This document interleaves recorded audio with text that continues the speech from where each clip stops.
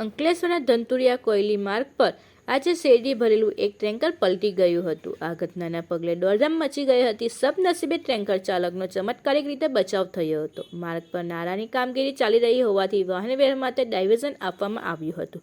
આ ડાયવર્ઝન પરથી પસાર થતી વખતે શેરડી ભરેલા ટ્રકનું સંતુલન ગુમાવ્યું અને પલટી મારી ગયું હતું। અકસ્માત થતાં આસપાસના લોકો ઘટના સ્થળે દોડી આવ્યા હતા। સ્થાનિક લોકોએ આ ઘટના અંગે કોન્ટ્રાક્ટર પર ગંભીર આક્ષેપો કર્યા છે। તેમનો આરોપ છે કે નારાની કામગીરી માટે બનાવવામાં આવેલું ડાયવર્ઝન યોગ્ય રીતે તૈયાર કરવામાં આવ્યું ન હોવાને લેવલિંગ ન કરવાને કારણે આવા અકસ્માતો સર્જાયો હોવાનો ગંભીર આક્ષેપ કર્યો હતો। યોગ્ય રીતે ડાયવર્ઝન બનાવવામાં આવે તેવી સ્થાનિકો દ્વારા માંગ ઉઠી છે। હું નીતિન વસાવા, ધનતુરિયા ગામ આગેવાન। હાલ ધનતુરિયા ગામે કોયલીને જોડતા રસ્તામાં એક રોડ રસ્તાનું કામ નાળાનું કામ ચાલી રહ્યું હતું। હાલ હમણાં એક ખેડૂત જ્યારે એનું પાક બિયારણ વાવે, એનું મોંઘા ખાતરો નાખે, દવાઓ નાખે અને પછી એનો પાક તૈયાર થાય ત્યારે આ શેરડીના ટેલરો ટ્રેક્ટરો લઈને જાય છે। ત્યારે આ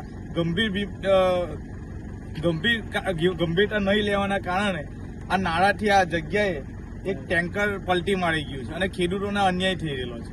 તો આ સુશાસનની વાત કરતી સરકારો કેમ ધ્યાન નથી આપી કે પ્રોપર ડાયવર્ઝન આ કોન્ટ્રાક્ટરો કરતા નથી। વારંવાર ફરિયાદ ખેડૂતોએ પણ કરી હતી, અમે પણ કરી હતી। આ તમે રસ્તો જોઈ શકો છો, બતાવો આ બાજુ આ મોટા મેટલ નાખીને રસ્તો ડાયવર્ઝન આપેલો છે।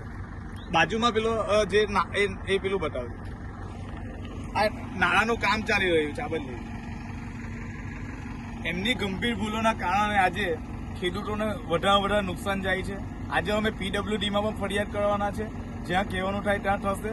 પણ આ લોકોની બિલકુલ ગંભીરતા નથી। ખેડૂતોને વારંવાર નુકસાન થાય છે। એમના કોન્ટ્રાક્ટરો, એમના મળતિયાઓ ભ્રષ્ટાચાર કરીને એમના રૂપિયાઓ લઈ લે છે।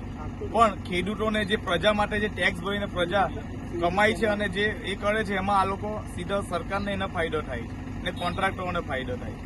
તો આ ખેડૂતોને ન્યાય અપાવવા માટે આજે અમે અહીંયા ઊભા છે। જ્યાં સુધી ન્યાય ના મળે ત્યાં સુધી અહીંયા જ રહીશું। જય હિન્દ, જય ભારત।